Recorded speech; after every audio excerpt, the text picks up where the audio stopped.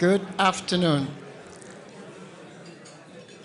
Thank you all for coming, and welcome to this first Forum on Investment Opportunity in Senegal. We're going to have a very tight schedule today, so I'm just going to go ahead and give you a rundown of the schedule. We'll start with His Excellency Ambassador Nyang, who will introduce the minister. Then the minister, our keynote speaker today, will present his speech. After the keynote speaker, we'll have a brief presentation by Mr. Amadou Hott, who is the CEO of the Wealth Fund Management in Senegal. And then we have a representative of the CEO of APIX, which is the Agency for the Promotion of Investment and Major Works. And we'll follow up with a Q&A session with a focus on a couple of major projects that U.S. investors are undertaking in Senegal. And then we'll finish up with a Q&A session. With that said, Ambassador, you take it away. Thank you.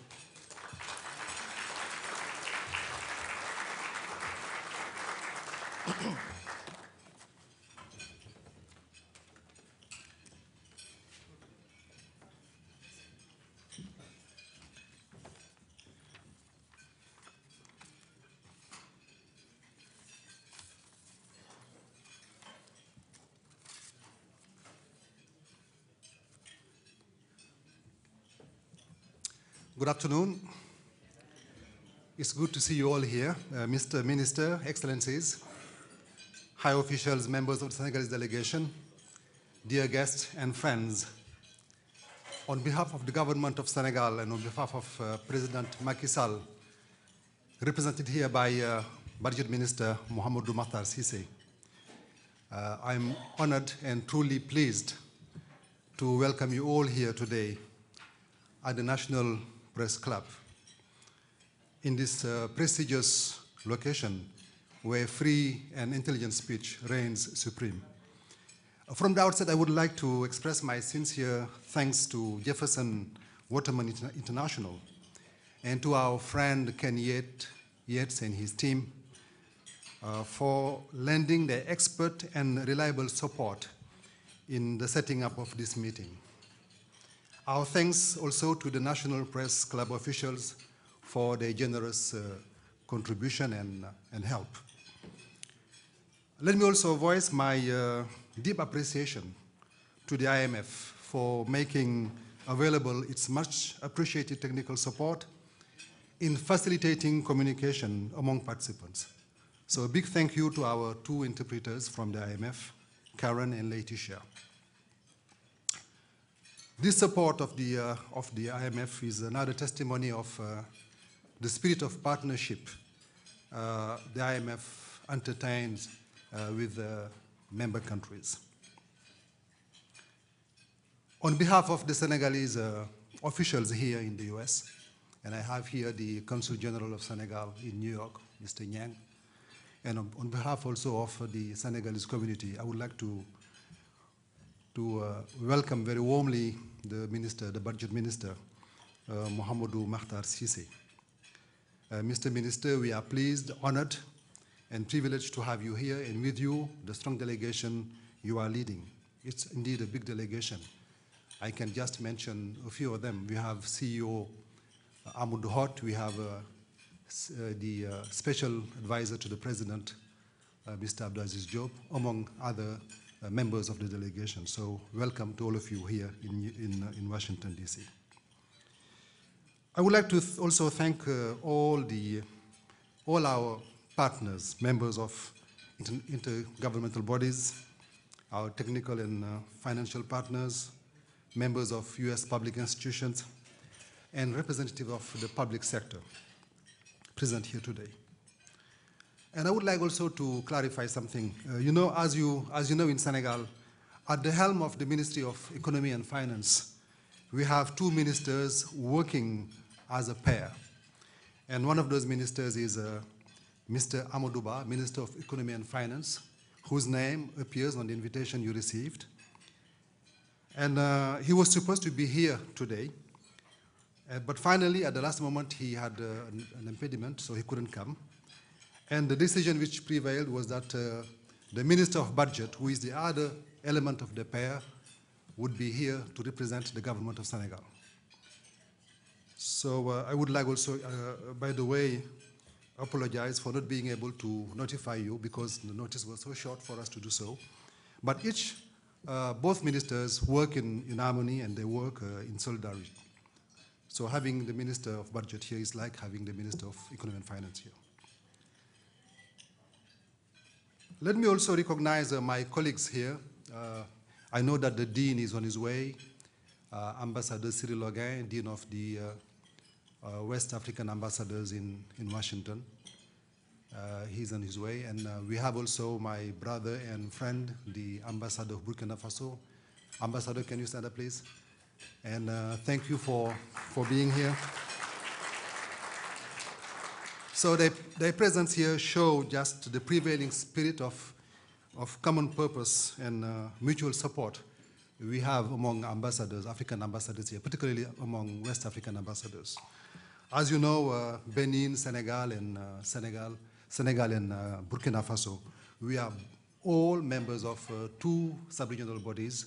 One of them is the West African Economic and Monetary Union, made of 8 countries where we have one common currency, which means that when you come to Senegal, when you invest in Senegal, you're also investing in a whole sub-region. We also are members of the same bigger organization called ECOWAS, made of 15 countries, where we have so many common customs policies and so many policies which we have in common. So which shows that also if you're coming to Senegal, you are also investing in the whole region. It is really a gateway to our sub-region. It is a gateway which will enable you to do more beyond Senegal.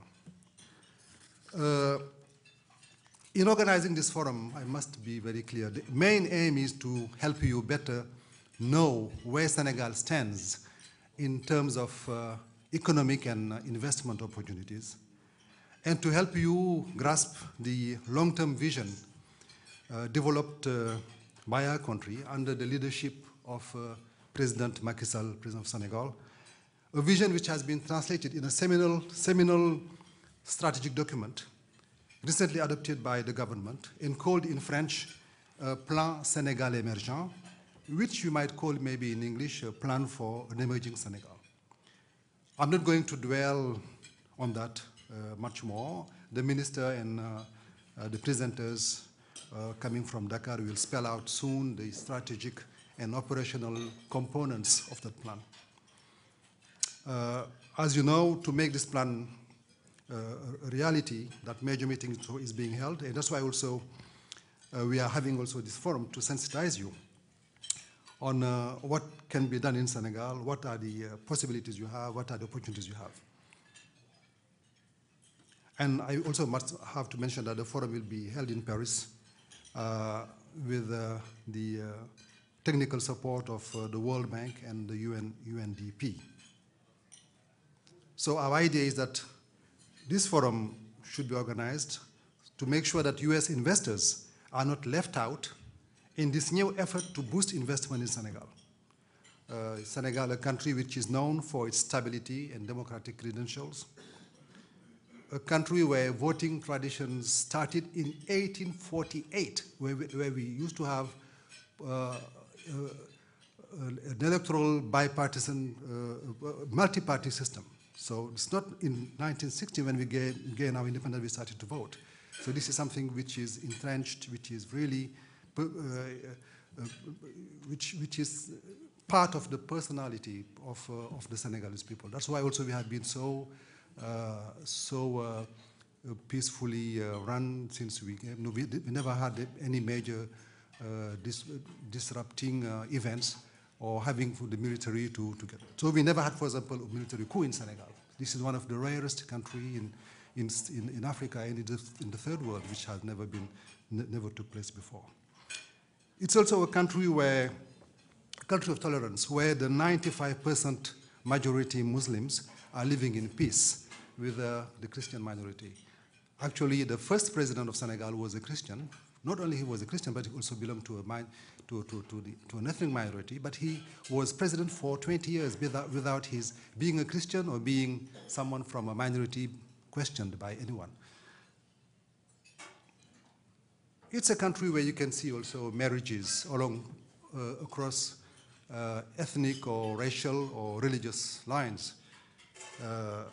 And also, it's a country where we have enjoyed, since our independence, a very privileged relationship with the US.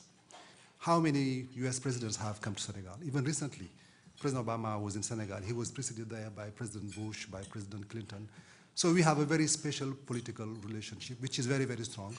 But we must also confess that the weak link in that relationship is, let's say, the economic component, the investment component. We feel that we could do more in terms of investment, and we could do more to have the private sector here take advantage of the opportunities given by, let's say, by Senegal. So I'm not going to tell you what you need to know. Maybe I'll leave the minister say it. But before giving the floor to the minister, I would like to rejoice at the privilege of introducing him. I will try to be short in doing it because he has got a very rich and long CV, resume. So I will try just to tell you who is Minister Cissé. Minister Cissé obtained his master's degree in law with a major in business law at Cheikh Anta Diop University. After that, he practiced as a barrister in Dakar for 2 years before entering ENA. In Senegal, we call it ENAM, but now it has become again ENA, which is one of the most prestigious schools in Senegal, in many Francophone countries, where higher, let's say, high officials or senior officials, government officials are trained. Thereafter, he held many positions, important positions. He was a verifying officer at the Dakar port. He was assistant to the coordinator at the Customs Administration. He was also standing for the head of the Legal Affairs and Litigation Division.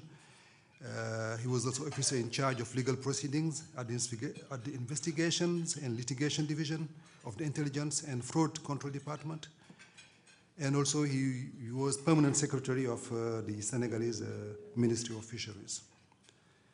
And then in February 2002, he was able to succeed a very tough competitive exam. It is the most tough competitive exam in Senegal, which is to get to be a member of the General State Inspection Board. And he was top of his class. I also must mention that when he went to ENAM, also he was top of his class at ENAM, and top of his class also when he was going to the General State Inspection Board. And after that, he was appointed as State Controller at the office of the President, and he stayed there for 8 years. And then he was appointed, after that, Director General of Customs in Senegal. And then, since September 2013, he has been appointed in the government as Budget Minister. Let me just finish by adding that Mr. Cissé, Minister Cissé, is also a holder of a PhD in political science, has a master's degree in finance and public administration, is on top of his master's in law. He also has been awarded the distinction of Knight of the National Order of Merit in Senegal, Director General of Customs, as I said, and then he visited in this capacity 20 countries. And in 2011 in Senegal, he was elected as being the Man of the Year in Senegal. And he was also awarded the Medal of Honor of French Customs in November 2012. So I'm going to stop there. And also mention maybe finally that he was awarded by the World Customs Organization with the Certificate of Appreciation, which is awarded to people of merit, and that was done in, I think, in January 2013. So I'm going to have it short, and Thank you for listening, and thank you very much. Bye-bye.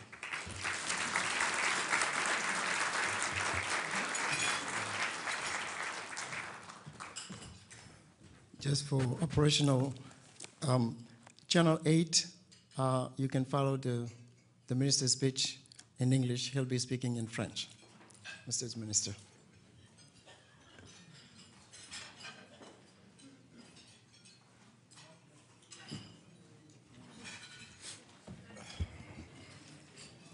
Take your seat.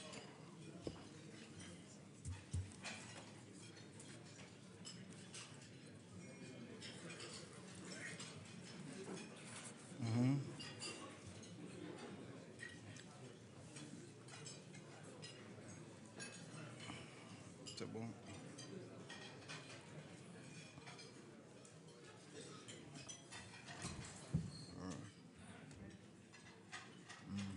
It's okay.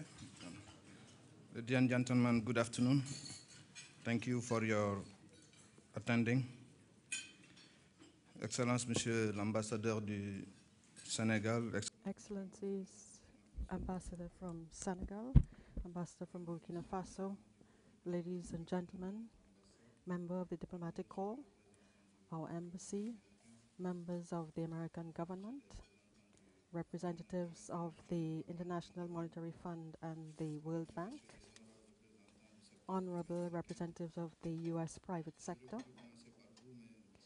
I should have started with you because you are of most interest to me today, but because of protocol reasons, I had to start with the ambassadors.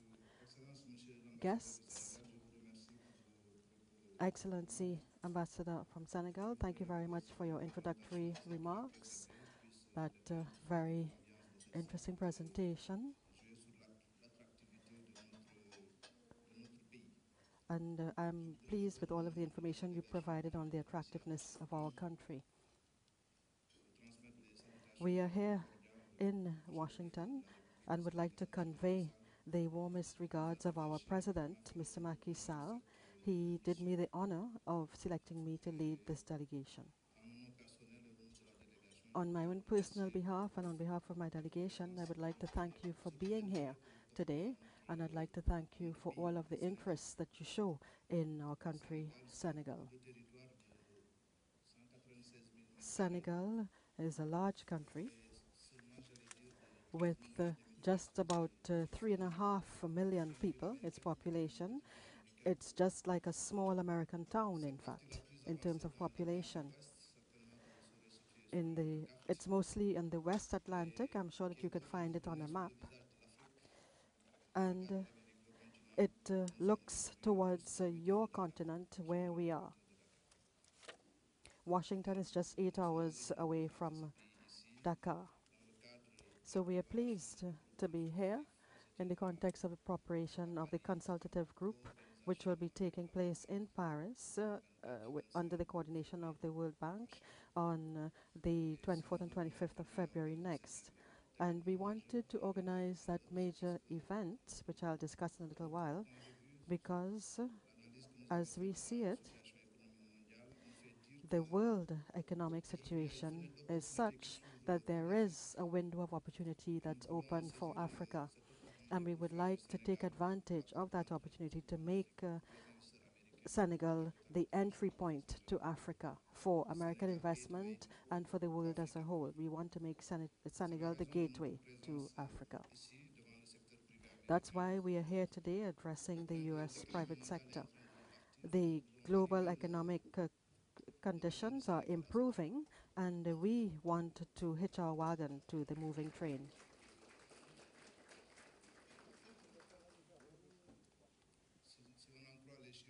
If we believe the IMF figures, even though they are often wrong, they were wrong about Greece. The US is expecting about 3% growth in 2014. After some years of recession, the UK is expecting 2.8% growth. The European Union is expecting to have a 1% increase in GDP, according to the IMF, after some years of contraction.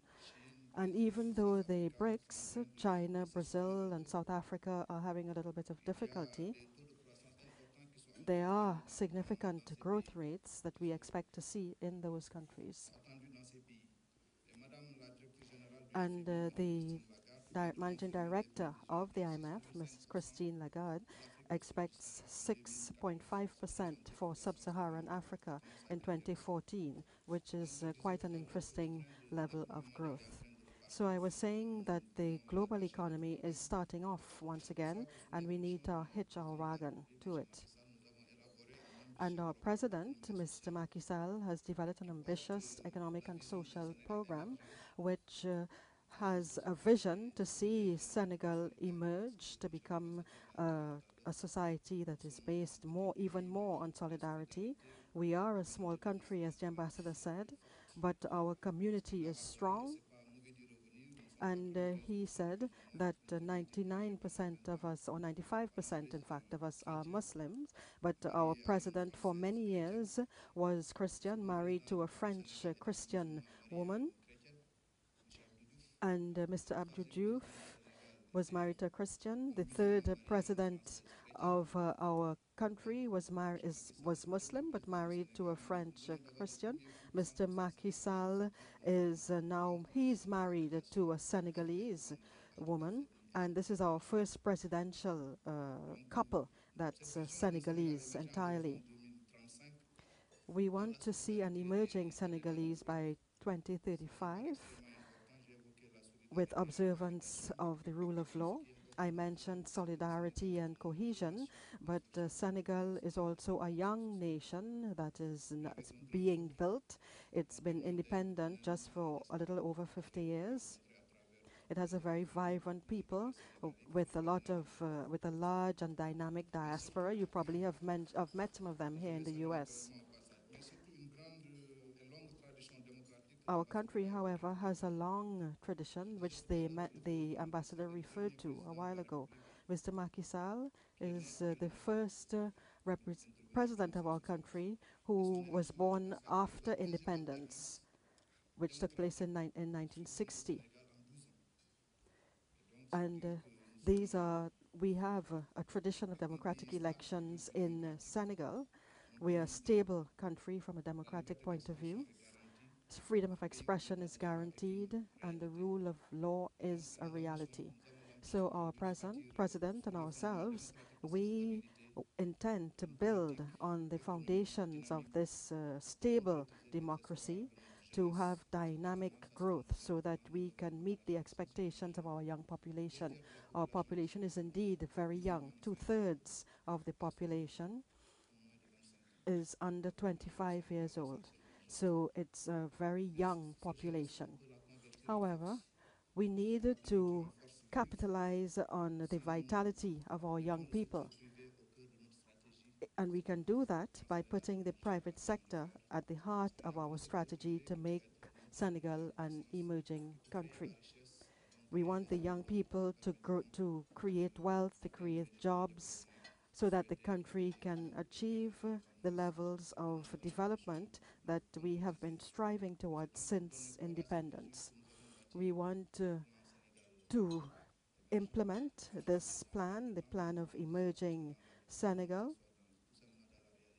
We want it to become a reality. We didn't want to try to reinvent the wheel. Many things have already been talked about, developed, and so on. All countries have to adjust in terms of their own realities. We did a diagnostic examination of our country, and we came up with 3 pillars, which all of you can identify with. Restructuring of the economy to ensure higher growth, because growth is what we need to boost the country. So this is going to be our main strategic axis. The next one is the population and the youth of our population. We need to invest in human capital if we do not want to miss the train. Our population is young, they need to be well trained, they need to be in good health, and therefore the next axis, the next pillar of our strategy is human development, so that they can take us into the future. And the third pillar is governance. because governance is also a key, particularly in our countries that we are building. Transparency, security, and stability of institutions is very important. We could have started, in fact, with that pillar, because without proper governance, without security, you have no economy and you have no development. So those are the three pillars on which we want to build an emerging Senegal. We are giving ourselves a 20-year horizon, and we have two stages of 10 years. And in the first phase, we have looked at a 5-year period to come up with a priority plan of action with about 190 pilot projects that we have selected because they will be profitable, they would be of interest to the national and international private sector. And when we go through all of those projects with a fine-tooth comb, and when we look at the cost-benefit analysis of all of these projects, we will identify a priority list of projects which we'll try to use as the engine of growth for our country. Our population is growing rapidly because we have rolled back mortality rates quite a lot. And as a result of that, we have a population that we need to feed, and we need resources in order to do that. So we have selected agriculture as a priority sector, and energy is a prerequisite for that, because without energy, you have no growth.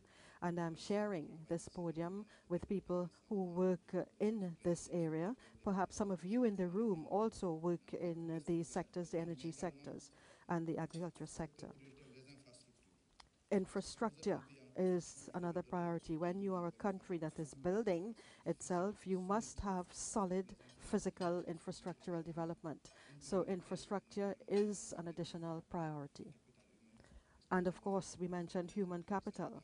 And the President of the Republic of Senegal, who was mentioned a little while ago, Mr. Senghor, said that human beings are at the beginning and the end of development. Without human beings, we cannot develop. We want to make Senegal a gateway to Africa. Senegal had a reputation of being a campus for West Africa.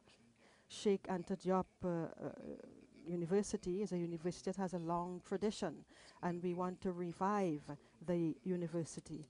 And despite the difficulties that we are facing, many of our West African colleagues also come to Africa for medical facilities, because we have a hospital in West Africa, in Senegal as well, which is a sort of hub for the region. So we have various projects that we would like to work on, which we will present to you in greater detail a little while from now. And up to 2018, the plan is going to cost a little over 2 million CFA francs. And out of that money, we have already got about 726. So we have a gap of about 2.9 million CFA francs, billion CFA francs rather. I'm sure that just 2 American groups could come up with that money, but we want to share. We have chosen to share, so don't worry. We are not going to ask you to come up with all of that money on your own. We will also turn to our technical and financial partners, traditional technical and financial partners, multilateral and bilateral, but IMF, don't look at me because you never give anything. The World Bank, the Islamic Bank, the Islamic Financial Bank, all of those institutions are going to be heading to Paris with us on the 24th to make pledges out of the funds that we need.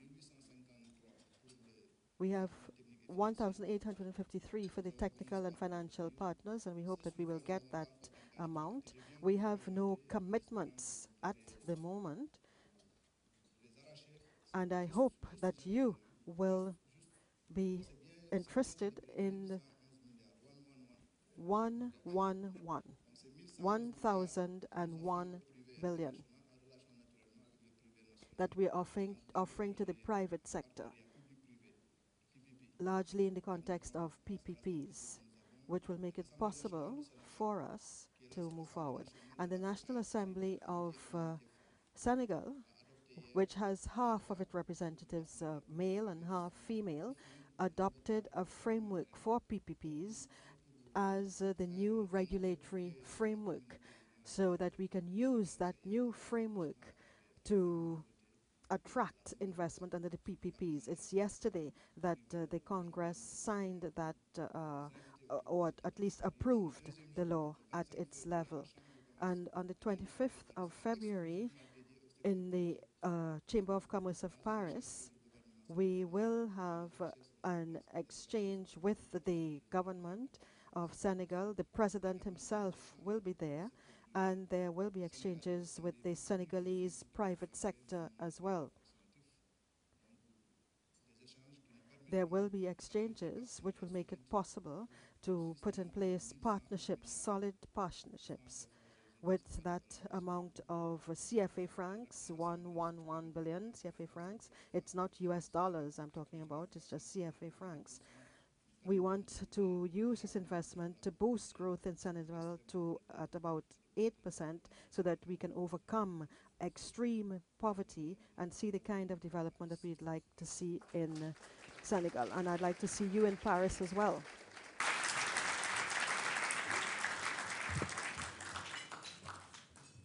Thank you, Mr. Minister. I think the vision is clear. I just want to take a 1 minute to focus on the last part the Minister spoke about. It's the funding need from the private sector. I think Senegal has a very good relationship with US in terms of bilateral relationship, but needs to work a little bit more with the private sector, and that's why we are here today. The 1111 number in CFA that the Minister spoke about is around 2.5 billion. It's less than $3 billion.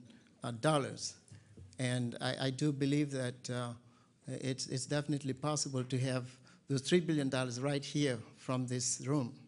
And that's going to be the focus of the embassy here, the Senegalese embassy in Washington. This is a first of a long series, so we'll be coming to you, we'll be inviting you in this kind of forum. And we want to translate this amazing turnout today, and I thank you for coming again. This is a great turnout, and it's upon us now to translate this into investment in Senegal. We will be distributing this book here you have.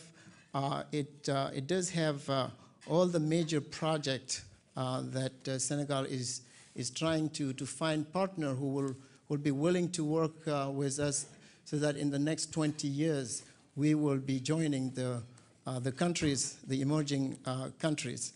And our next speaker will be presenting one of the way that Senegal is pursuing. He's going to be presenting this Senegal Sovereign Wealth Fund. When we say sovereign fund, one might think about Middle East. Well, Senegal doesn't have oil, but it has to use the best resources that it has, and it's human capital. Mr. Hart, and Hart is H-O-T-T. Mr. Hart, you take it away.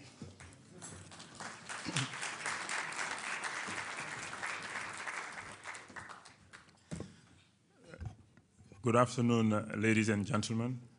Excellency Minister Cissé, Excellency the ambassadors, delegates, friends, members of the delegation from Senegal, thank you very much for the opportunity to present one of the new instruments that the government of Senegal has put in place to help finance the economy, but also help co-invest with investors. The three new instruments are basically the Sovereign Wealth Fund of Senegal, which I will present in details, But we have two other new instruments as well. The FONGIP, which is the Fond de Garantie that provides guarantees to SMEs so that the SMEs can raise money from commercial banks or from the new instrument called BNDE, which is Banque Nationale de Développement Économique.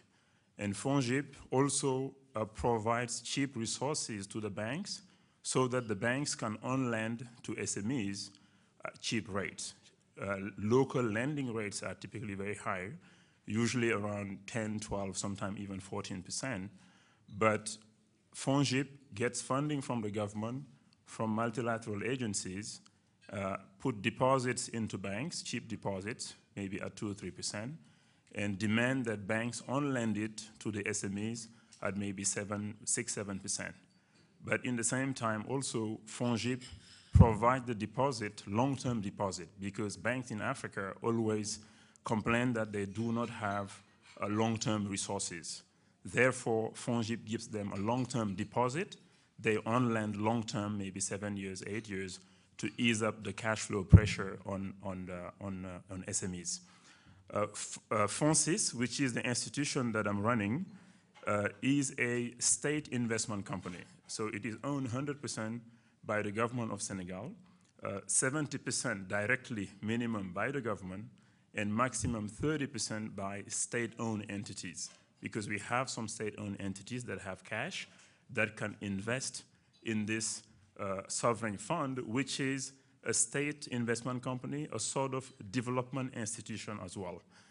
And FONSIS was created by law. It is actually an initiative of President Macky Sall before he became president. The idea was to provide equity investment into SMEs, but also into major projects, and to be a developer of projects, to be the catalyst for projects, so that foreign investors, local investors can find ready-made projects that will require equity and debt. So I will come into details.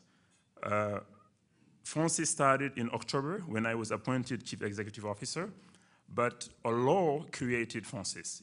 It is the law 12-12-34. We decided to create FONSIS by law to make it very strong, to make it into, let's say, perpetuity instead of just having a decree to create it. The bill was passed, I think, almost unanimity at the National Assembly. FONSIS is a state investment company. It is a corporation that has a CEO and a board. And by law, the board will have only 4 government officials, and the 6 others will be professionals to make sure that FONSIS is run like a private enterprise.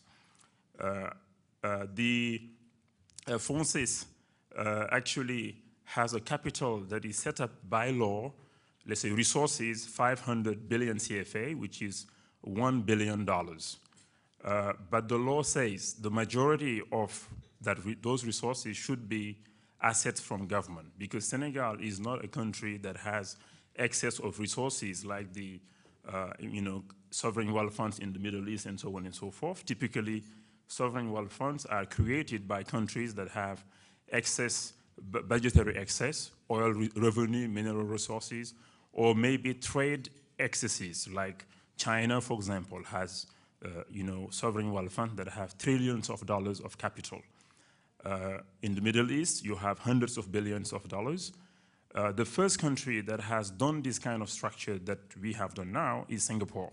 Singapore is known for being a well-run state, efficient, hardworking, innovative, and this is a state that we are trying also to sort of kind of copy, I would say. So we decided to start our sovereign wealth fund with assets transferred by the government to the fund, because the government doesn't have mineral resources, but has many assets that potentially could yield a lot of returns and a lot of cash that we can use to invest in new projects. So FONSIS receives state-owned shares in state-owned entities, in maybe minority shareholding of government, but also land, but also royalties from mineral assets. It could be gold companies.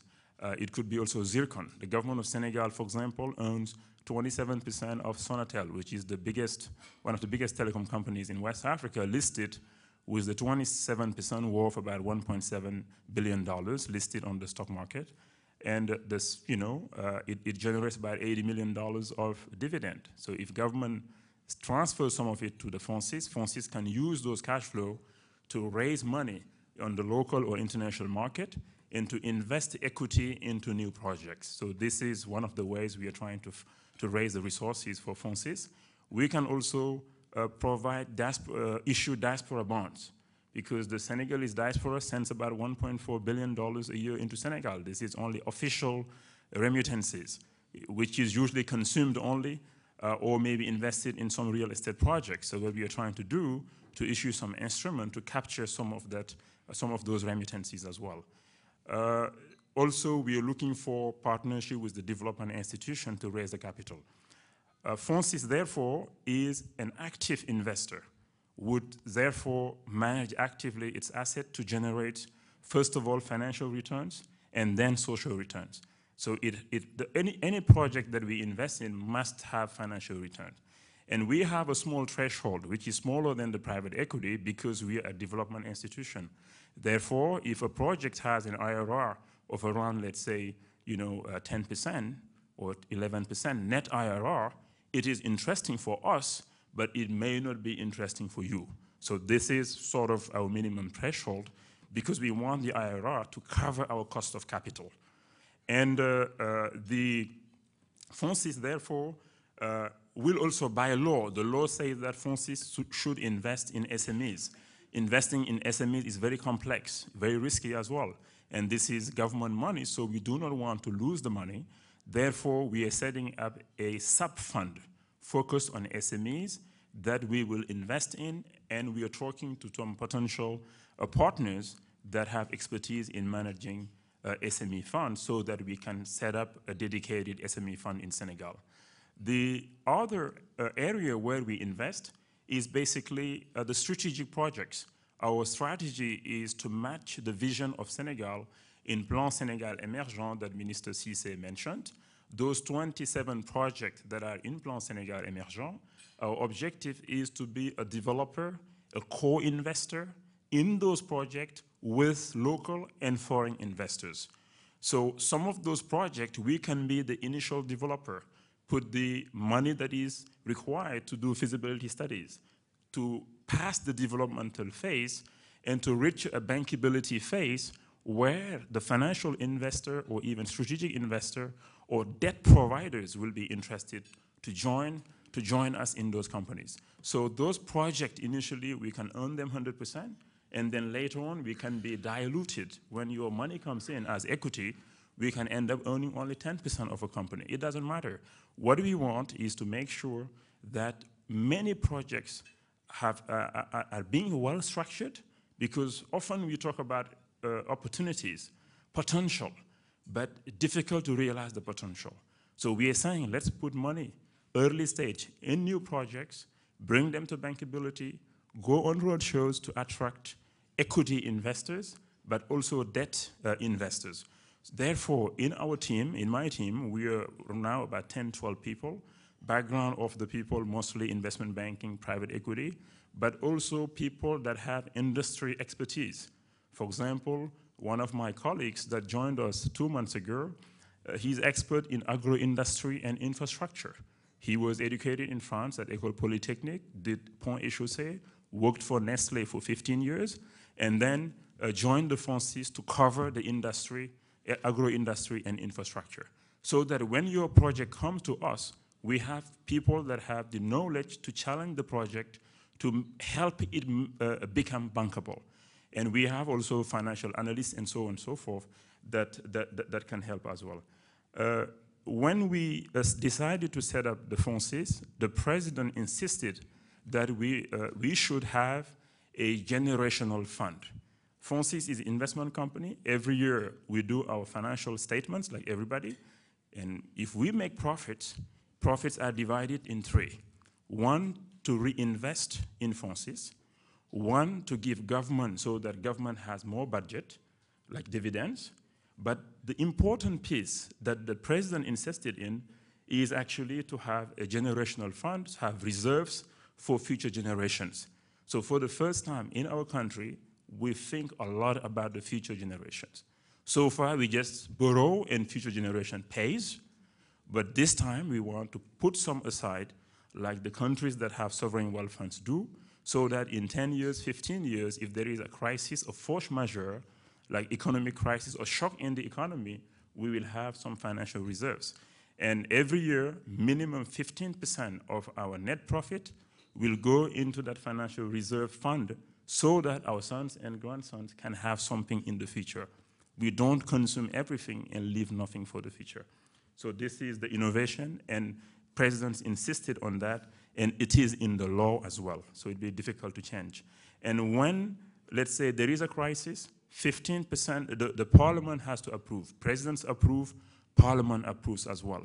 And in terms of governance, we made sure that also the leadership of the fund will be stable. The law says that the CEO is appointed for 5 years. Unless he does something crazy, he should be there for 5 years, and then he can be renewed for another 5 years. Because we do not want a new government comes for political reason and then fire the entire management. And this is an instrument that will go in the next 100 years. So we gotta make sure that it is very stable. That's why we insisted in having the law. I mentioned roughly how we do it. We raise capital, we identify projects, raise capital using the assets that government gives to us. We invest actively, like private equity investors, to create value. Then the value is distributed, dividend to government, generation fund, and reinvest in our projects. Basically, there are a lot of benefits to stakeholders. The government to get, let's say, additional dividends, to attract FDI, because a lot of FDI want to have a credible partner to diversify the risk. Many people want to invest, but may not want to take 100% of the equity risk. Population can get job creations. Our government believes, as the minister said, private sector will create jobs, not government. Therefore, we need to be the catalyst for private sector investment. How you do it? By proposing projects that are well structured. It's not just to say that we are well located and we have, nice weather and, and so on and so forth. We need to show credible projects, because otherwise the money will not flow in. We can talk for 5 years. If it's not well structured, equity defined, let's say debt defined, risk identified, risk mitigant identified, it'll be difficult to attract not only equity investors, but also debt providers. And debt is very available for Senegal and for Africa, but without the structured project, that debt cannot come in. One thing I would mention for US investors, some institutions in the US are keen to provide debt to projects in Africa, in Senegal specifically.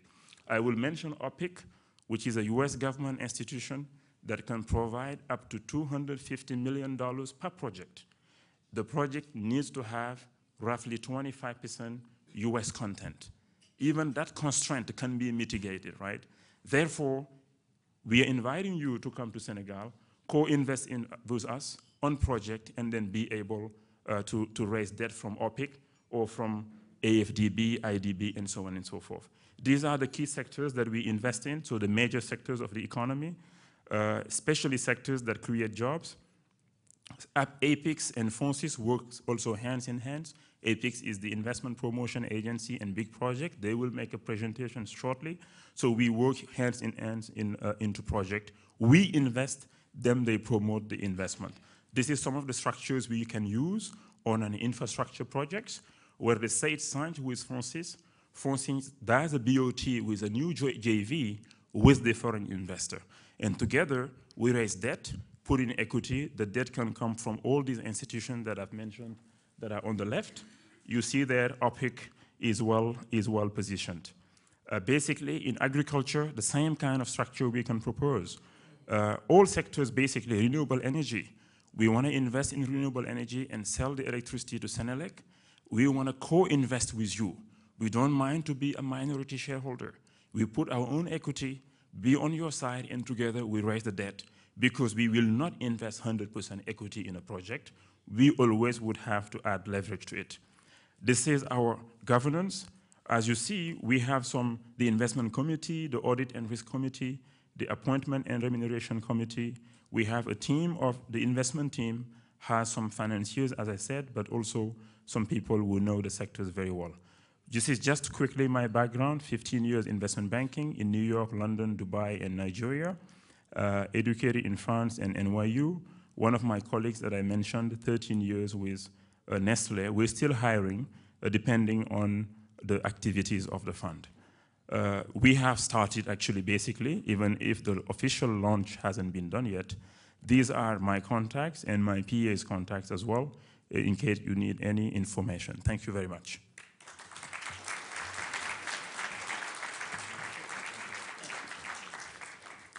Thank you. I think the vision is clear. One key thing that Mr. Hart said is about FDI, and he said FDI needs a credible partner. Lately, Africa has been getting a lot of good press, but when you look at the FDI, in 2012 it was 1.5 trillion, but it was just 4% that went to sub-Saharan Africa. Now that we have an instrument like the FONSES, U.S. investors have a partner, a strategic partner to invest in Senegal, and I think that we're ready.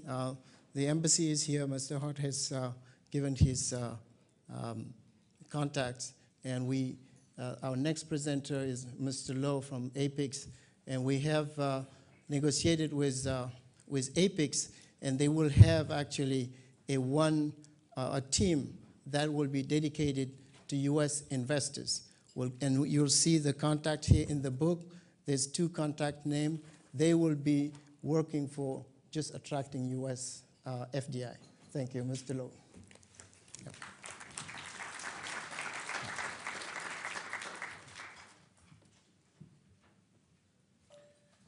Thank you, Mr. Beye.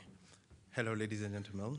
Hello, Mr. the Minister. I am here to represent my CEO, who couldn't be here today, and is apologizing for that. I'm the Senior Project Manager for APIX, which is the national agency in charge of investment promotion and major infrastructure.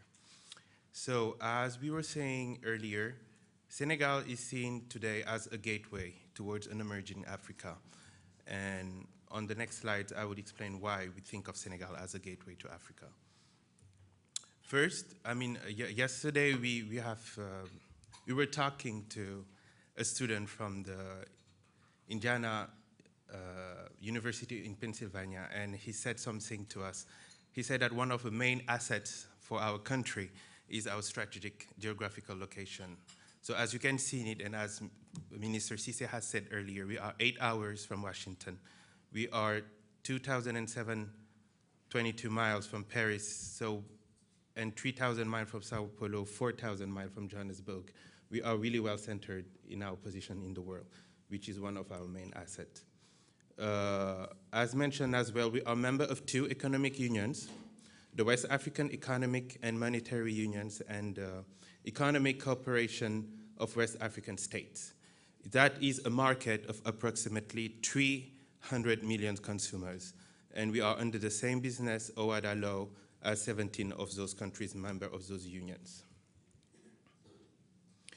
We can say that Senegal has a dynamic economy.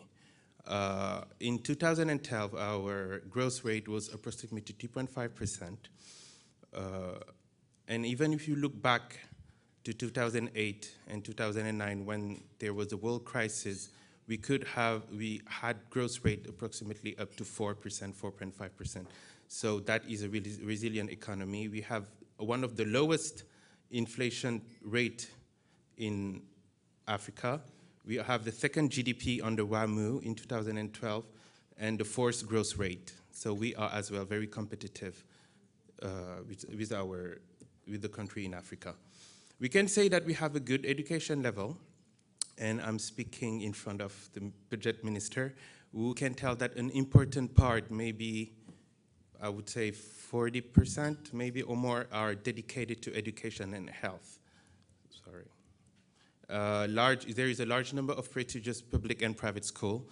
The university share job today receive all students all around the countries in Africa. There's a large number of high-skilled workers, managers, and experts, and training is a key priority for our country and that state. We can say that access and mobility won't be an issue for the investor when he comes, because we are finishing the international Beye airport, which is located 47 kilometers from Dakar. Mr. Hutt here is the chairman of the board of directors. He can give you more information about that project later on. There are 5 other international airports. We have a modern port that is one of the largest in West Africa and that have been expanded. We have new and upgraded road infrastructure. In August, we launched our new toll highway going from Dakar to Diamniadio, and we are expanding it to the new international airport. And we have a reliable and modern telecommunication network, more than 3,000 kilometers of optic fiber. And that's very funny because last week we were in Paris with my colleague here, Mrs. Hadija from the Minister of Finance, and she was not getting Wi-Fi. And she's like, we're in Paris, how can we not get Wi-Fi? In Dakar, I have Wi-Fi all the time. I'm like, well, see, so now today Paris is compared to Dakar. We are also based on the key principles for investors when we come. There are no discrimination between national and foreigners. There is no limitation in employing expatriates, so any investors could come with his team to our country, they're all welcome. There are many fiscal and non-fiscal benefits. We guarantee transfer of capital and earnings and provision of foreign and exchange. During the last decade, APEX has been a booster for reforms in our country. We are working to implement all the major reforms. Some of them, some key priorities reforms, are, let's say, dematerialization of all the administrative procedures. I mean, as of today, in 24 hours, anybody can create a new company, and we want to do it online. As well as a structural framework, as an investor who comes, we want that all the fiscal reforms and land reforms come easier for him. So we are making it easier for all the investors in those parts. So an economist, a French economist said, Mathieu Baudin, in his last book on sustainable development, that the future has to be prepared instead of being forecasted. Because as a developing country, I think we want to get somewhere, we want to be somewhere, and we have a vision of what we want to be in like 10 years, but sometimes there is a lack of preparation, and this time everything is prepared with the new Senegal Rising Plan that is being forecasted and based on the vision of our president, Mr. Macky Sall, where his vision is a dynamic of strong and inclusive growth, job creation while preserving environment and resources. There are some midterm goals and long-term goals by 2017 and 2035. And all that, as was mentioned earlier, one of the good assets is the political stability, as it was mentioned by our minister. Since we have our independence in 1960, we had 4 different leaders that were well elected peacefully and on a very stable and democratic way. So that is one of the strongest assets in Senegal, which will permit us to go into the emergence of our 14 different regions. To reach goals such as average annual growth rate of 7% by 2017, job creation to 300,000, and we want to implement approximately 1,095 megawatt. And by 2035, we want an inclusive development for each region, based upon, of course, the reinforcement of roads, airports, and railway infrastructure, energy production growth, and of course, territorial water distribution proficiency. Funding strategy. As a state, the state is a little bit limited on resources, but we put together some strategy, as Mr. Hutt explained earlier. FONSIS is one of the innovative financing strategy to finance this infrastructure, we also want to invite the private sector to help us implement all those projects as in PPP. We are going towards a new PPP law, as the minister has mentioned, so I'm glad to know that the law went to Congress. The new bill was to be voted in February 2014. There are a new PPP council to ensure more transparency.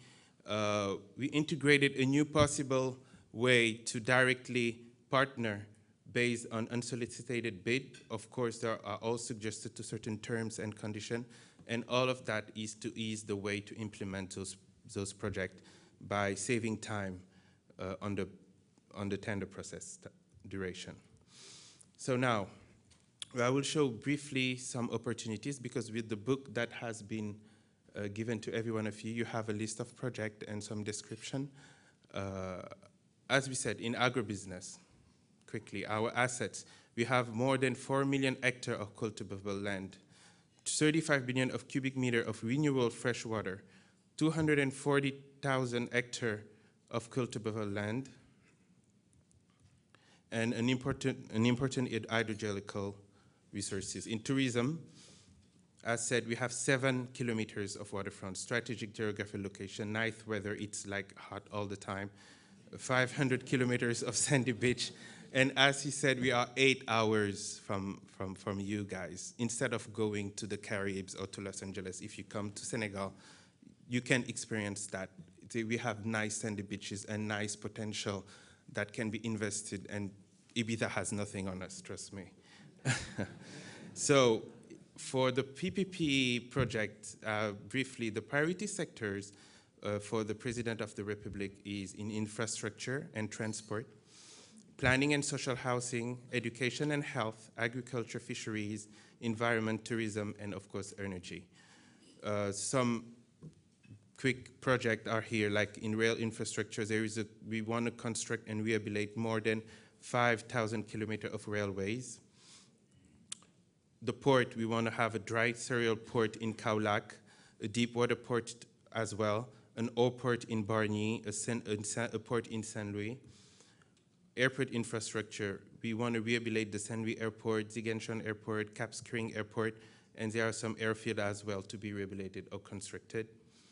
As in a road infrastructure, there's a highway going from Damnajo, Chess to Tuba, that's approximately 300 kilometers. We have 247 kilometers from Kaolack to Tambacounda.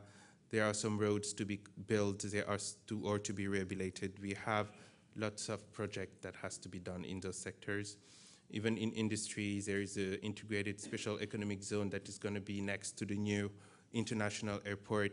We have a major social housing program and a business city as a numerical city that we want to implement in Dakar.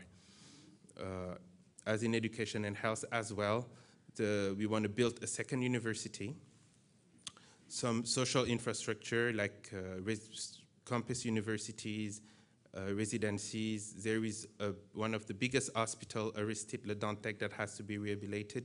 We have a cancer center that we want to build, and we want to launch a program for vaccination against yellow fever. In agriculture as well, there is a community agricultural areas, agriculture diversification, boating development program, and integrated agriculture. All of the details on those projects are on the book that have been given to you earlier. In energy as well, we have projects in hydro projects, transmission line, biofuels, extension of some of our existing power plants, and an ethanol production from sugar cane in Missirah. So I'm going to just present quickly one of the projects, which is a Dakar Integrated Special Economic Zone that is in a state of progress, in an advanced state of progress as of today. As I said, it's located next to the new international airport. It will be a site of 718 hectares, but for now we are launching a 50-hectare priority phase. The site is for activities, industries. We want to have service lands as well.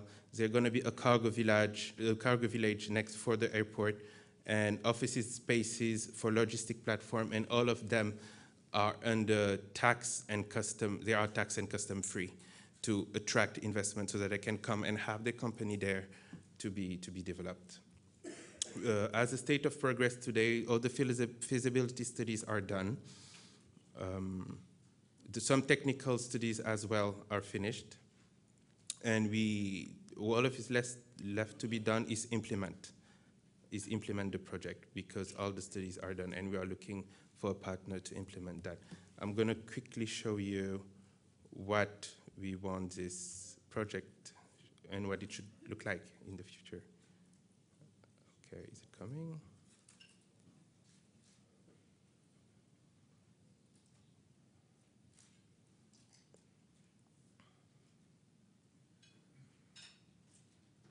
Senegal, a leading West African country situated 5 hours flying time from Europe and 7 hours from America, henceforth opens new investment opportunities thanks to its stable democracy, an attractive fiscal framework, and a business environment aligned on the best international standards. At the heart of this system, APEX, entrusted with investment promotion, currently develops a special integrated economic zone dubbed DISEC, meant to provide businesses with world-class infrastructure and services to enable them to carry out their activities in the best possible conditions. Located 45 kilometers away from Dakar and accessible in the long term through the new toll motorway, the Special Economic Zone will be linked directly to the new Blaise Diagne International Airport. It will include an industrial park, service spaces, a logistics platform, and, in the longer term, a trading area, as well as residential or tourist complexes.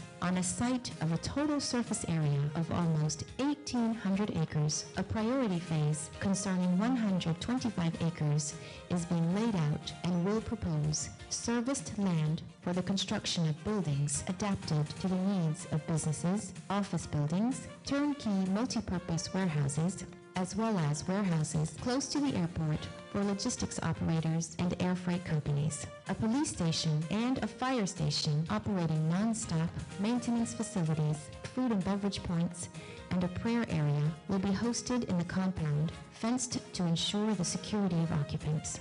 All of these facilities are meant to ensure users' comfort in a pleasant and convivial setting.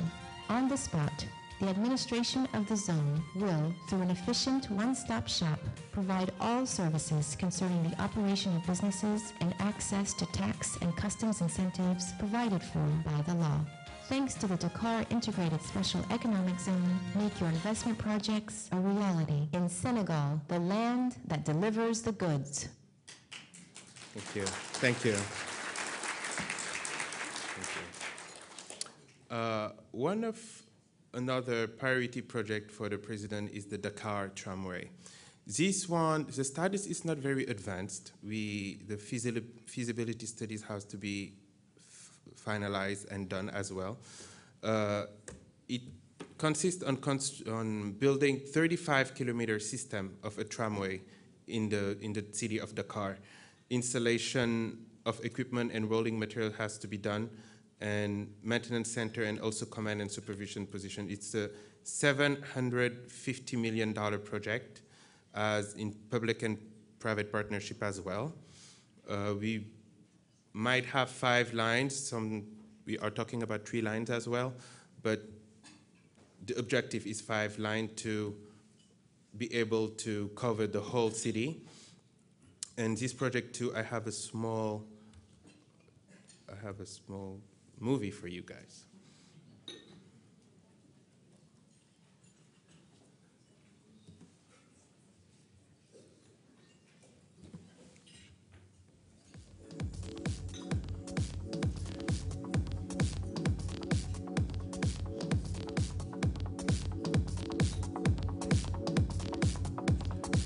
So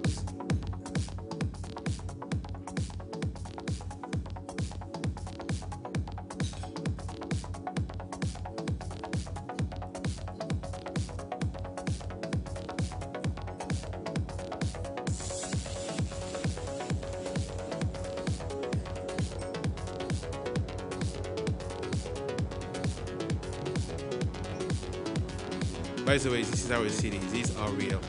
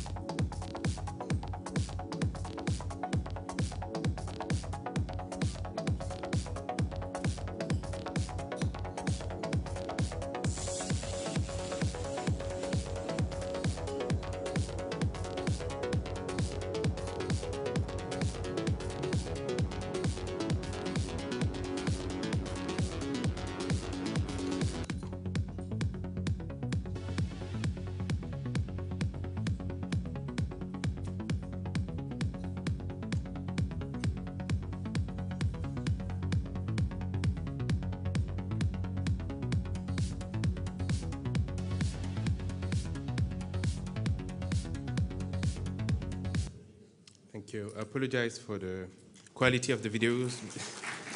It was working much more better this morning. So,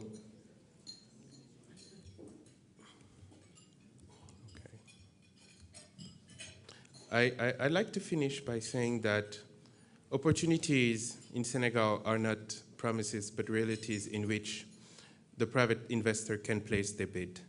Today, as was mentioned, there is more than $2.5 billion of worth of project that we want to realize, and we want to do it with the private sector. So you guys are all welcome to Paris and to our country to help us implement this project and to help us have a rising Senegal by 2035. Thank you.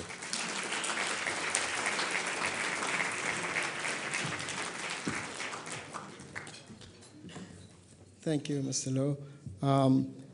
We're going to go to the Q&A session. I just want to take a minute to talk a little bit about the concept of gateway that Mr. Lowe started with. The gateway, we've been talking a lot. There's been a lot of talk about Senegal being the gateway, the economics, the political stability, and all of those. But for the first time, under the leadership of President Sall, we have a strategic plan that has thought about it, that put it into a vision, into a strategy, into real concrete projects that are in this book. I spoke the other day with a hedge fund manager, and he was telling me that when they do that, Africa, the ROI that you get in Africa, you don't have it anywhere else. The problem is when the model, when you factor in the economy of scale and the political risk, then all that advantage in ROI disappear. Well, what you have with Senegal is, from the economy of scale, being the gateway opens up the entire continent. Being part of ECOWAS bring 300 million consumer market. So therefore, that argument goes away. The argument of political risk, well, Mr. Hart said it, FDI needs a strategic partner, a partner that you trust.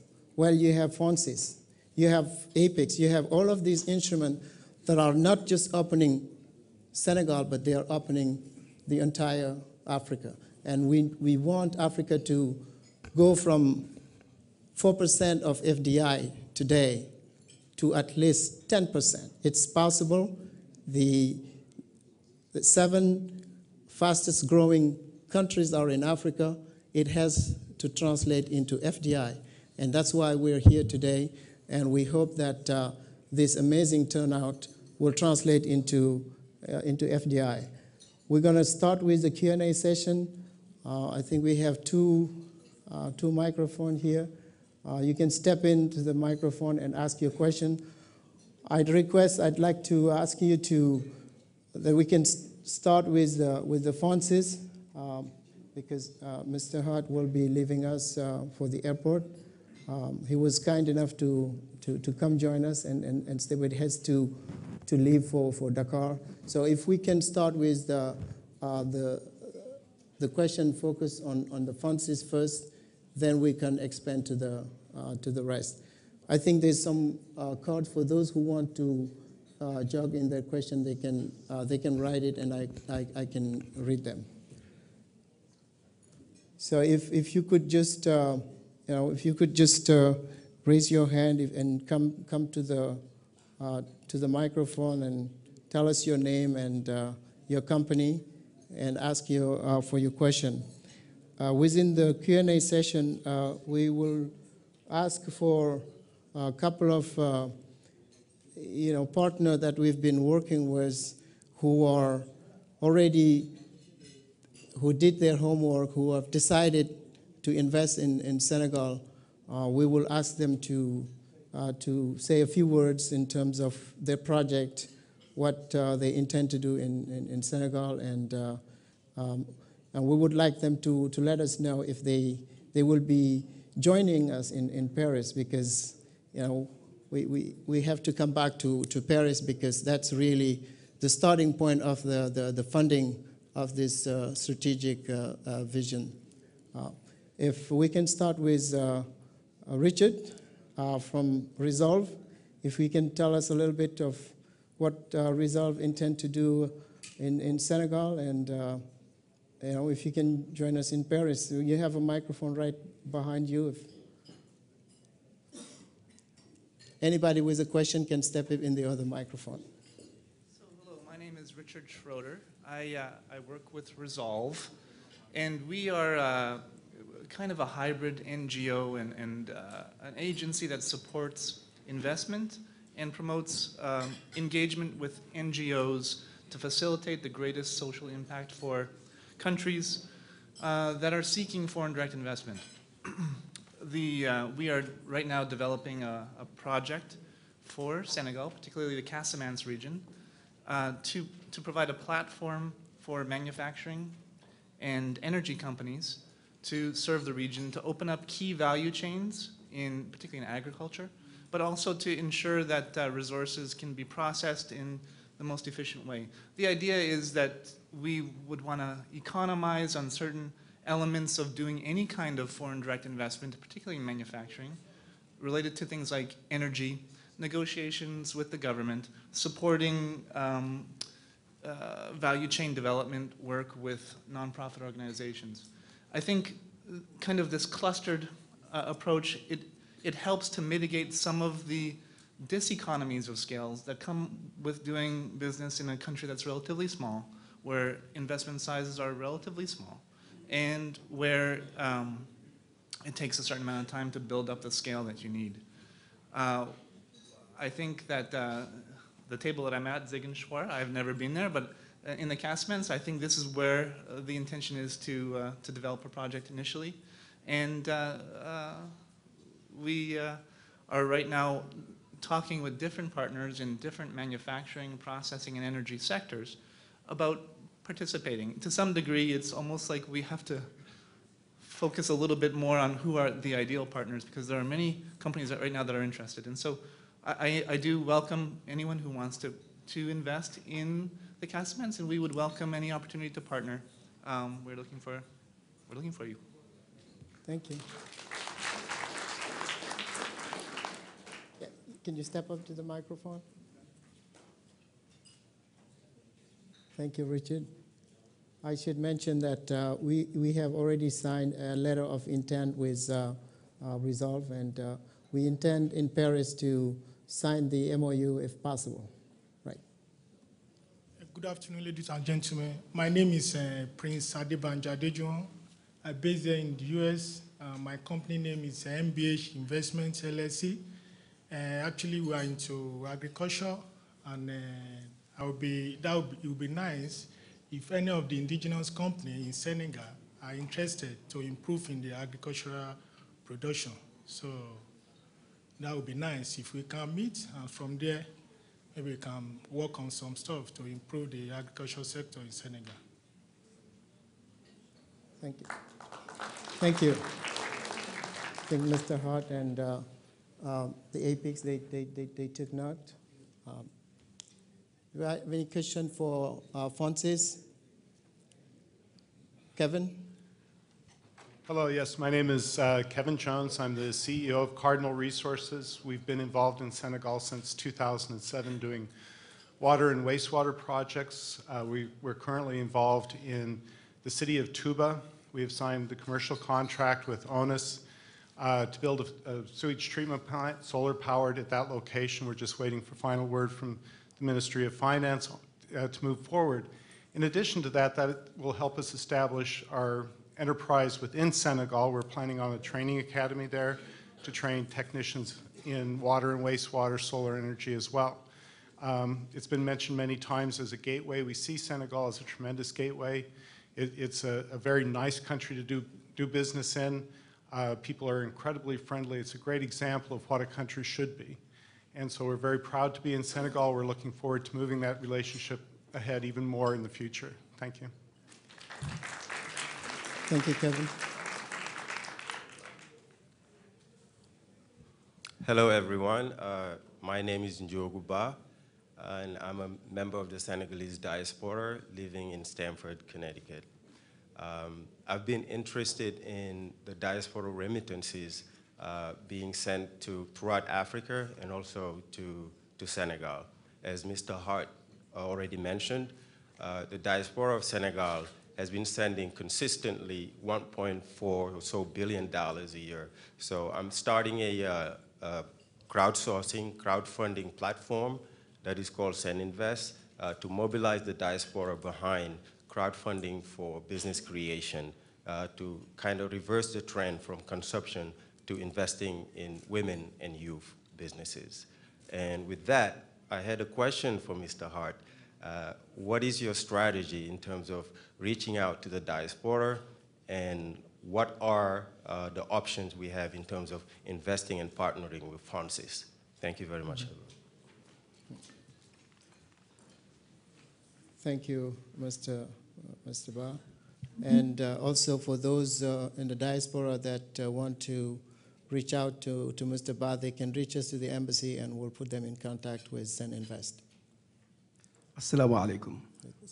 So I'm just going to continue from where you finish up, because I'm here for the diaspora, and it's good we have all these events, and that's great. This is the first time, over 30 years of me being here in this area from Senegal, study here, working for the federal government here in the US, and I have many of our friends who really wants to do so much for Senegal. And all over the world, we have created an organization called JEF. What JEF did was trying to organize Senegalese in the diaspora so they can go and invest, so they can participate on the project, what they call it, the big project of the president. That's what JEF was trying to do, and among that, agriculture. So Jeff was able to organize in a way that in every continent, we were able to pick few Senegalese in the diaspora, and in a matter of a year or something, we were able to have around 30 people investing in we already created a company, SA, it's already done in Senegal, and it's about 70 million, about $160,000 we put together. And this is like a prototype. I was just wanted to propose to whoever is here representing the president or the government. And this is the prototype, I think, that the government can use. Out of 30 Senegalese in the diaspora, we count maybe more than what, there are as many Senegalese in Senegal than are in the diaspora, but they're not being counted properly. So if the government did a good politics, just trying to censor all those Senegalese, we're going to be having at least 10 million Senegalese in the diaspora ready to invest in Senegal. So if you're able to have 30 people coming up with $160,000 and having a project of 12 billion CFA, about $25 million, yes, everybody is here. We're trying to get money here from the US, from companies. I'm Senegalese. I work for US companies. Right now, I'm a federal employee. I'm a primary examiner working here. So the same people here representing US companies, my people, same people here work for those companies. Maybe among them are here. They're from Senegal and they're representing the same companies. Thank you. So my thing to the government is, like the brother here said, to listen to the diaspora people and have a closer tie with them. Open up the door so we can talk with them, so we can bring the money. I told the president Thank you, Mr. Sal. We'll put you in contact with Mr. Ba after this session, and then we can work on that. We want to get to the next question for Francis. That way we can give the opportunity for Mr. Hart to reach his plan. We're going to ask Mr.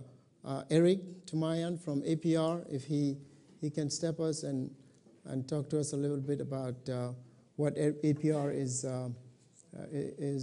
projecting for Senegal. Good afternoon. APR Energy is a US-based company from Jacksonville, Florida. We provide fast-track power solutions on a full turnkey basis.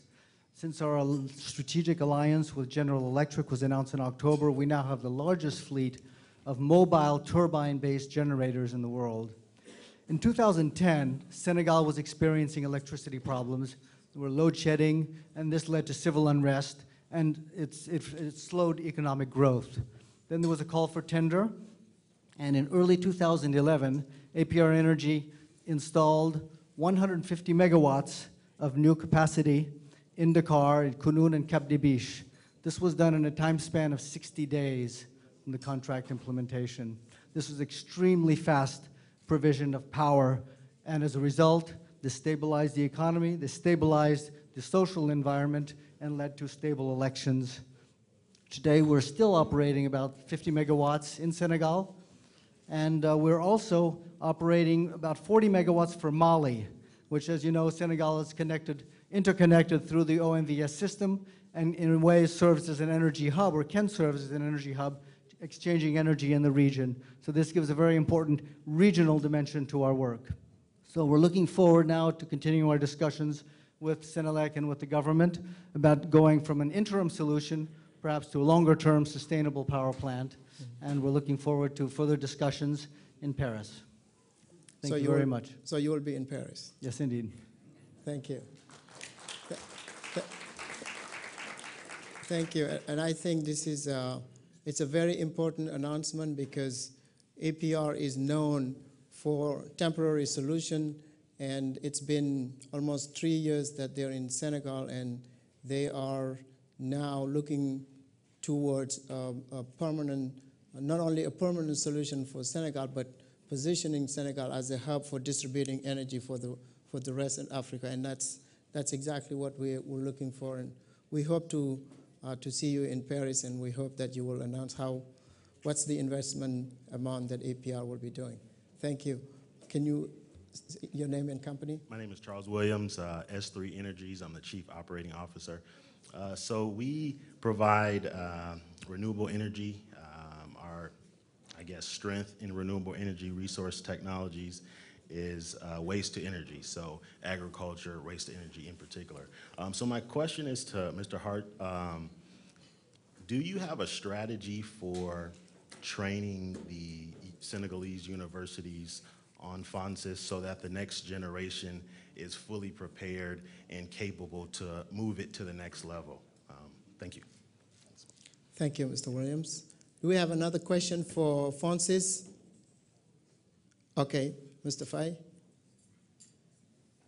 Good afternoon. My name is Faye El Haji. I'm from diaspora also. My concern is about the aviation industry in Senegal. That's what I'm doing. That's my business. And I know Senegal Airlines almost out of the picture. And I was reading in Bloomberg News that the Senegal government tried to sell stakes from Senegal Airlines to South African Airways. And I have my partners here, Mr. Malik Smith. We're willing to be part of that selling, stakes on Senegal Airlines. And he has a question also, and we'd like to see Mr. Hart about all that, if possible. Okay. Thank you. Good afternoon, everyone. I'm Mr. Malik Smith. I'm the Vice President of Nationwide Finance. We're based in Nigeria, 13 years. We fund SMEs. We have been there. We've been very successful. We're on our way to Senegal. So we bring about 720 million in capital into Nigeria each year. We think that Senegal is our next place where we can go in and work directly with the SMEs and the local banks. We don't work with government. We work with the local banks and the SMEs exclusively. We're based in Jacksonville, Florida, but we're in 5 countries within West and Central Africa right now, and Senegal is next on our list. So I'd like to talk to you before you leave. Okay. Thank you. Thank you. Mr. Jang? Good evening, everyone. My name is Dr. Jang. I'm a clinical pharmacist here at Johns Hopkins Hospital, and we thank very much Mr. Minister and his delegation for coming to invite people in Senegal. Senegal is a beautiful country, very stable country, and you will be able to take your profit back and enjoy it as well. What I just wanted, it's very difficult to talk to everybody present in this room that is really interested in the healthcare. As members of the diaspora, we can partner with you because we understand what we need and we know the solutions. So if anyone interested in investing in healthcare, we are interested to talking with them. I work with about 8 countries in Africa. I'm also the vice president of TNI Biotech. It's a public company. Our partner here is Dr. Gloria Herndon there. And for the past year, we did 8 different countries. And we know exactly from Malawi to Equatorial Guinea to Burkina Faso to Ethiopia to the last country we just come from, Cameroon. We know the problem. And there is a lot of return in healthcare. And you can do good and do well. So Senegal would be a best place to start. And I'm inviting anyone here who want to invest in healthcare to get in touch with us. Thank you. We really appreciate you coming and giving us your ear and opening your pocket for us. Thank you. Thank you, Mr. Jang. And I'd like to, if Mr. Jang, if you can give us the information so we can be your gateway to the rest of the community and to the rest of the investors. Let us know, let us, the embassy, be your gateway to the investors and to the diaspora. Thank you. It's okay. Because I know you've been doing an excellent job over there at the embassy, at the economic desk. We will definitely do that. Thank you so much. I'd like to ask Mr. Terry Henry, CEO of Global Perpetual, to talk to us a little bit about his project. Hello, everybody. I'm Terry Henry. I'm with Global Perpetual Energy. We've been to Senegal like 3 times, my brother and I. And I will say this, Senegal has a lot of potential, not just in the energy sector, but in all areas, in all sectors. One thing I noticed, we did a feasibility study a few years ago in Senegal on the energy. And the biggest problem that we see in Senegal is not them having enough generators for electricity, but more so the fuel for energy. Now, we have designed a system that will actually take less than a quarter square mile and produce as much power as the Hoover Dam. We are excited. We've been working with Senegal since 2009. We look forward to working with some investors and seeing what we can do, not only to produce energy for Senegal, but for Senegal to actually sell energy to the surrounding countries to bring profit and job to Senegal and actually boost their economy. Thank you. Thank you, Terry. Okay, Patricia. Hello. My name is Patricia DeVecchio. I have a consulting firm called International Purpose. I'm just here just to say how I've been touched by Senegal. The first time I went to Senegal was in 2008. And I was truly touched by the people there. And that's why I go back to Senegal. And I'm hoping that that's why you go back to Senegal.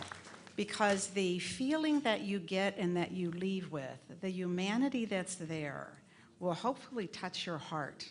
And you will learn more from the people in Senegal than you will bring to Senegal. You know, we in the West have a lot to learn from people in other nations. So if you go there as someone who's willing to learn and willing to invest, you will reap a lot, and you will come back really a richer person. So thank you. Thank you, Patricia.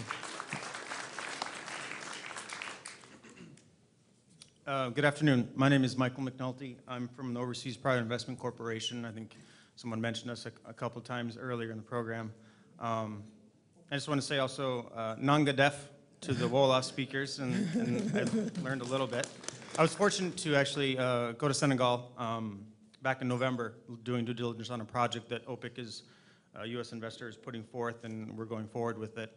And then following that, our president and CEO led an OPIC delegation to Senegal in December. And just to illustrate that OPIC is interested in working with U.S. investors who are looking obviously in emerging markets, especially in Senegal. So I just want to, I'm over here, so if you have any questions or want to talk to me about what OPIC can provide with regards to political risk insurance, financing, or also our fund product as well. All right, thank you. Thank you. Thank you. I know that FedEx is here. Right. Would you?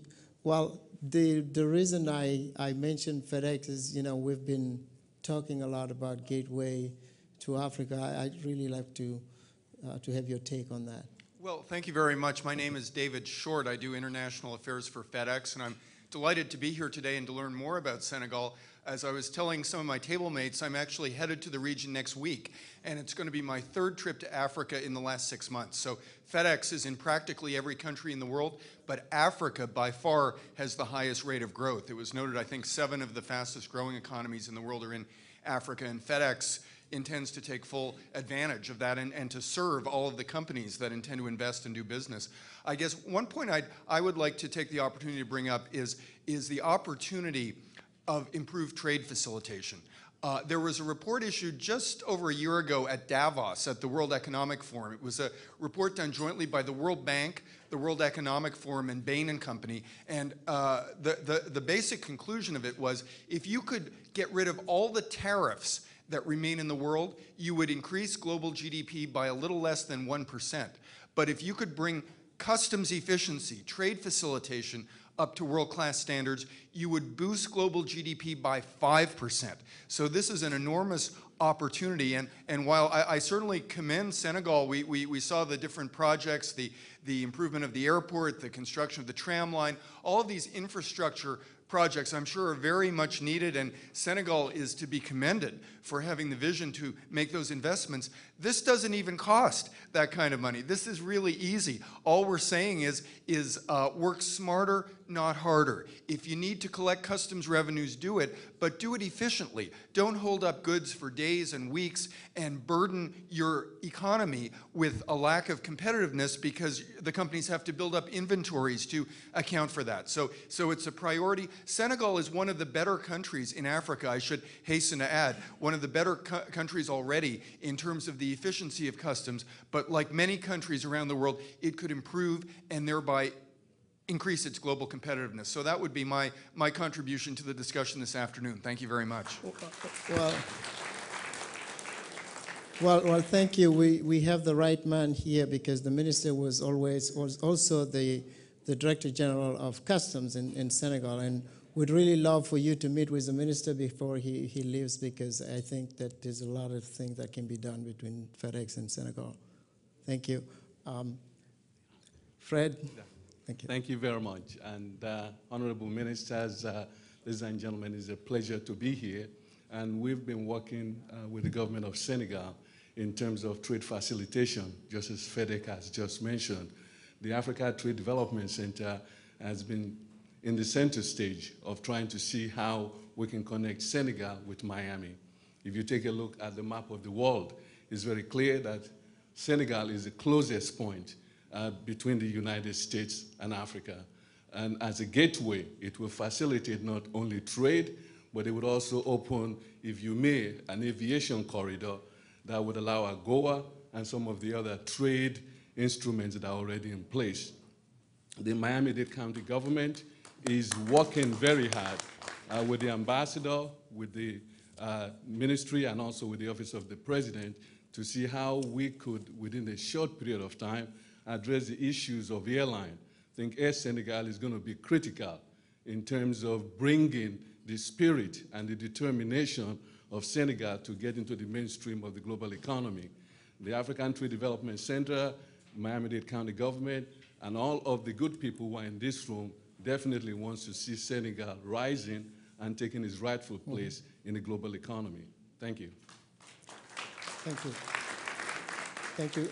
Thank you, Fred. And you know, the minister is here, the advisor to the president is here, and I think that Senegal takes very, very seriously the initiative we have with Miami, and I think in the next few months, right after the consultative group in Paris, we'll have a trade mission in Miami with Mr. Hart as well. Thank you. Good afternoon. My name is Johannes Zellerke. I am from the African Travel Association and research associate at the Natural History Museum of the Smithsonian. I've been in Senegal a few times. It's a great country, but the tourism sector is not well developed. It's not well organized. So I like it very much, but it lacks a lot. I see the museums, I see the resources, I see the infrastructure. So we are here, if there is a possibility, to help you to rebrand to the larger American economy of tourism. So we are ready to help you. Thank you. Thank you. Let's meet after this session. I'm sure that we can do a lot together. Thank you. Do we? Oh, okay, tourism, ATA. Okay, my name is Sheikh Youth. I'm a counselor at law. And I want, to address, like people around here, if you have to invest in Senegal, you need to know what the laws is about, period. Administration, they have, like procedures. If you don't know what the procedures are, you lost, period. Does somebody, like understand what I'm talking about? Right? Mm-hmm. Okay. Thank you. Now, we got, laws, like administrative laws. We got, like laws for construction, land use, and, alike. You need to hire a lawyer, period. Well, I don't charge you like an arm and a leg. Okay, thank you. You got to know what you doing, like with the administration of the Senegal. Right. Okay? Thank you, Cher. Thank you. You're gonna leave us your business card. We'll take your business card, and we'll distribute it for each one of these investors. We'll give you their business card. Thank you. I'd like to ask Mr. Keith Landy, President of GEMFRI, if we can step up to the microphone and tell us a little bit of his initiative for Senegal. Thank you very much. My name is Keith Landy. I'm president of GEMFRI Labs.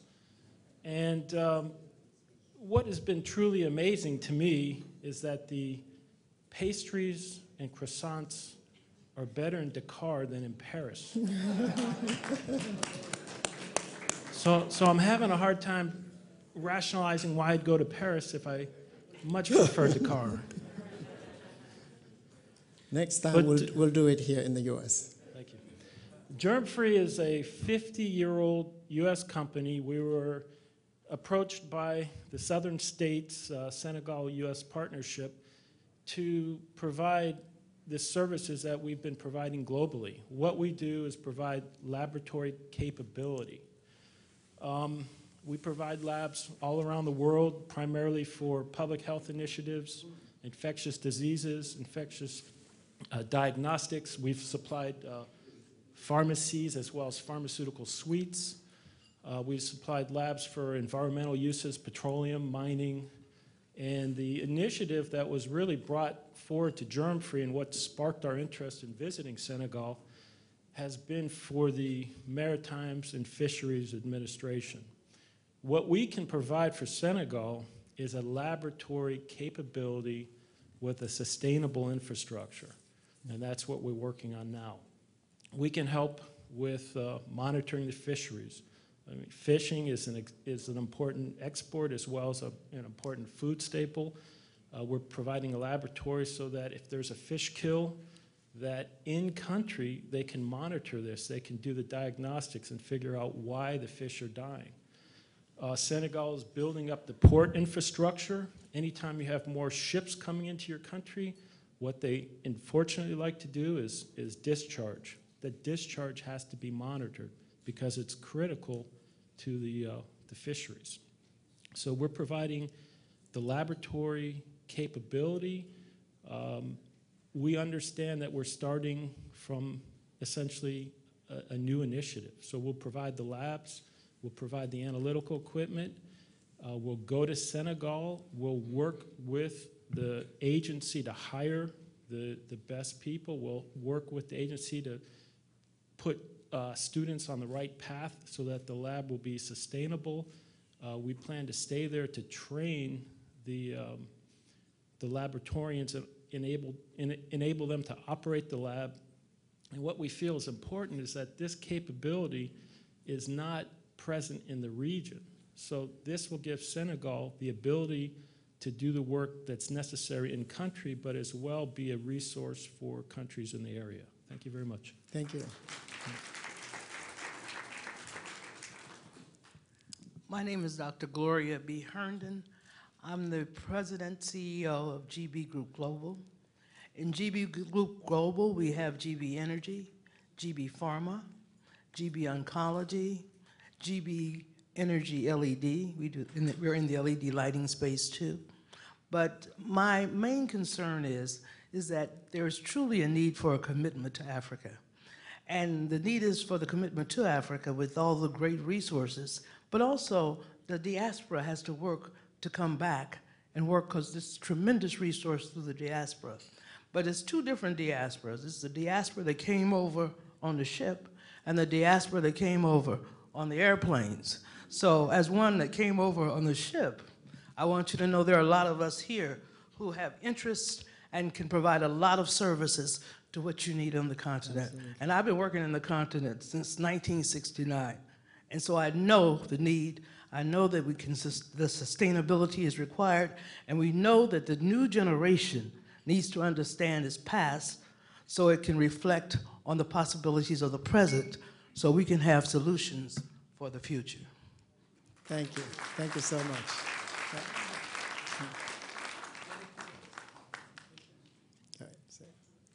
Good afternoon. My name is Jibril Nyang, and I came from Richmond, Virginia, and just wanted to introduce our company, which work on the travel as an agent, tourism agent.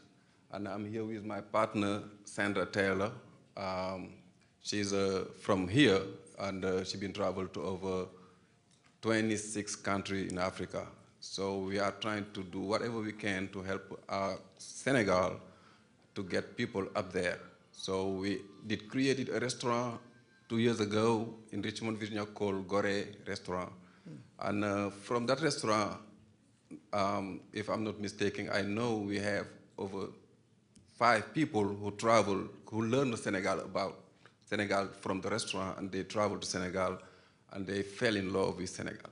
So I think the diaspora have a lot to bring to the table, and we would like to partner with the government and help more our country. Thank you. Thank you. Thank you. We're probably going to take 2 more, and then we'll give opportunity for Mr. Hart and Mr. Lowe, and then the minister will do the closing. Thank you. Good afternoon. My name is Robert Ford. I'm from Houston, Texas. I have 2 purposes. One, I want to introduce a group of people that I invited because I think they have the skills to address several of the sectors that are being discussed here today. I just want them to stand for recognition. They represent education, agriculture, energy. Would you please stand? My delegation. All right. They're also in higher education. Now, the gentleman who is responsible for my 6 trips to Senegal is Mr. Lynn Robinson, who is Consul General for Louisiana and Mississippi. I want Lynn to say a few words about some of the companies he's represented.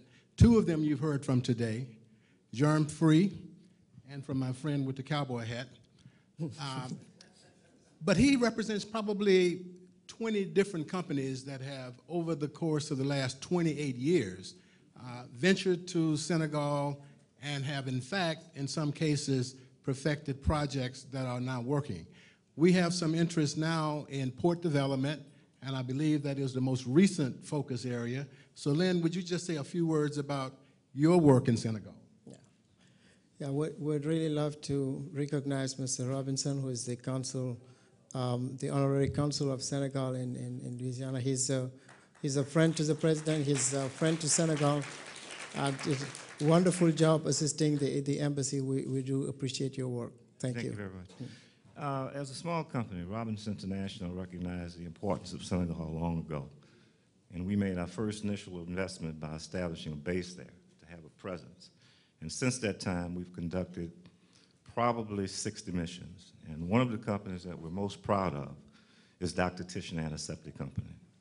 This is a New Orleans-based antiseptic manufacturing company that's over 100 years old. And I'm very proud to report that probably in the next 2 quarters, they'll be announcing a manufacturing facility to be placed in Fatigue, which, as many of you from Senegal know, is the home region of the president. So we hope very, very soon to be making this announcement and working very closely with the authorities in Fatigue and Senegal in general. Thank you very much. If I understand correctly, you've been able to trace back your origin to Senegal somewhere. Is that right? Fatigue. Fatigue. That's it. Okay. Thank you very much.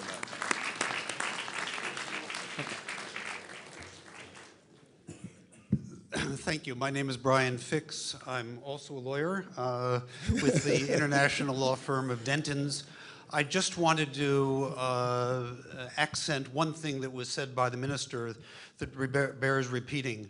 I've had the privilege of working with the government for quite some time, in fact, for many years, and I'm currently working with the new Ministry of Promotion of Investments and Partenariat on PPP projects in Senegal under the auspices of the African Development Bank and the International Senior Lawyers Project, which is based in New York and Washington.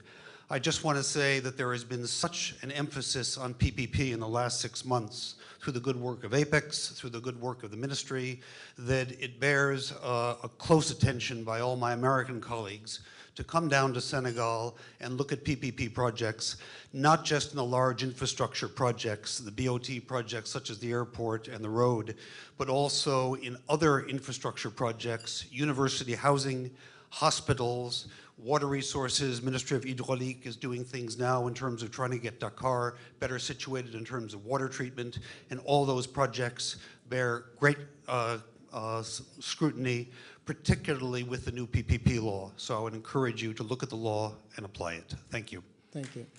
Thank you. We're going to take our last question. Kevin?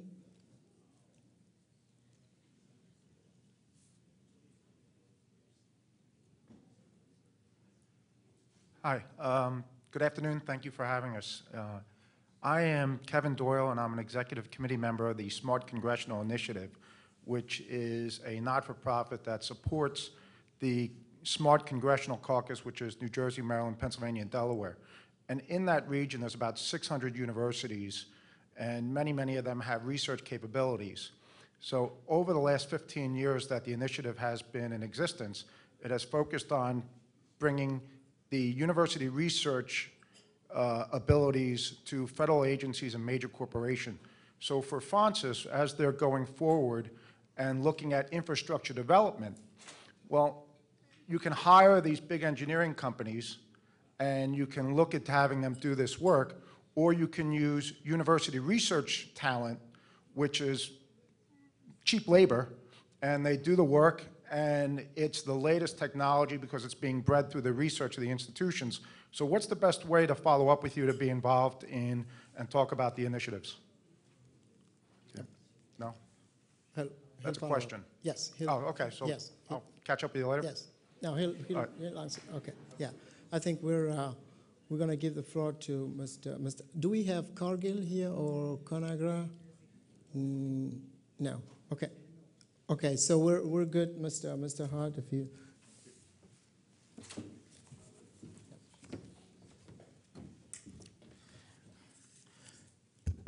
Ladies and gentlemen, thank you very much for all these tough questions, I would say. The first one actually is from, I would say, Ndiogu Ba, regarding how we can, let's say, access the diaspora, what is our strategy. I think Sen Investor, Mr. Beye, is one of the vehicles that we could use, since Sen Invest is sort of gathering investment from the diaspora for Senegal, so that diaspora can co-invest with us. FONSIS, so FONSIS projects that we are developing. FONSIS also will issue diaspora bonds. Basically, Rwanda has done it, Nigeria is doing it now, so in the future we will announce that. And also FONSIS has recruited from the diaspora, and we will recruit further from the diaspora. And some of the big companies that we want to set up in Senegal with FONSIS will privilege, let's say, diaspora skills and talent so that more Senegalese can go back home. I was fortunate enough to be hired by the president to come help set up this fund and chair the airport, and we want more Senegalese people to come back home as well. There is another question related to, let's say, training. I think Charles asked the question. We are planning actually to give some seminars at university and to hire also Senegalese students and to provide the training so that any work that we are doing today, they can take over in the future. Training is important for us, and we are partnering with some Wall Street training firms to come to Senegal to train our staff as well on financial analysis and investment decision making. Mr. Faye talked about the aviation. Senegal Airlines has some difficulties, and the company is talking to several strategic partners, of course, including South African Airline and also other international airlines. We'll be happy to talk to Faye. I think we exchange cards. We would love to see what your partners in the US can offer, because that will help FONSIS also access perhaps long-term money from OPIC if we get a US investor involved. There were one question, I think, from, let's say, Kevin, yes? Kevin, I think that's a great idea to use the universities to do some of the feasibility studies and so on and so forth. Of course, we are trying to find the cheapest way to fund those studies, including actually getting subsidy from some of the multilateral agencies and development agencies. I will leave you my card before I go so we can stay in touch. I think that was it. If I missed something, please let me know so I can answer any question. Thank you. Cheers.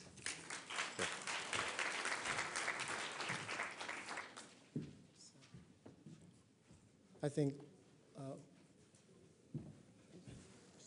oh, thank you. Okay. I think we're going to have the final words from the minister. And do we have Mr. Lowe, Bob Moma? I don't see him in the room.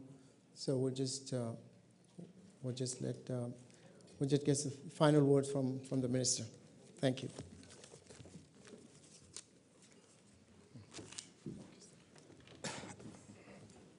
Good afternoon. Would like to thank very much IMF team and World Bank for their technical assistance, and also to thank you all for your presence today in this symbolic location where democracy is paramount. I think it is a symbolic location. I hope that our dialogue today has enlightened you more about the economic and opportunities to invest in Senegal. And now I have, just after the meet, I have a dream. I have a dream. But a little one. I am not Martin Luther King, just a little one.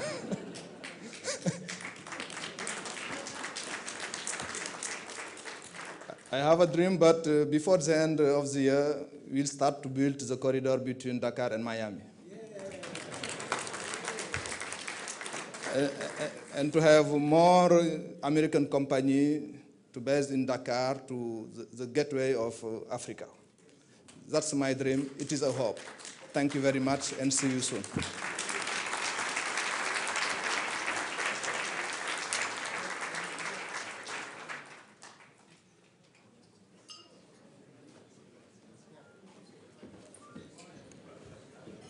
Thank you, everybody, for coming. We really appreciate it. A lot more to come. Thank you. Good job. Thank you. Good job.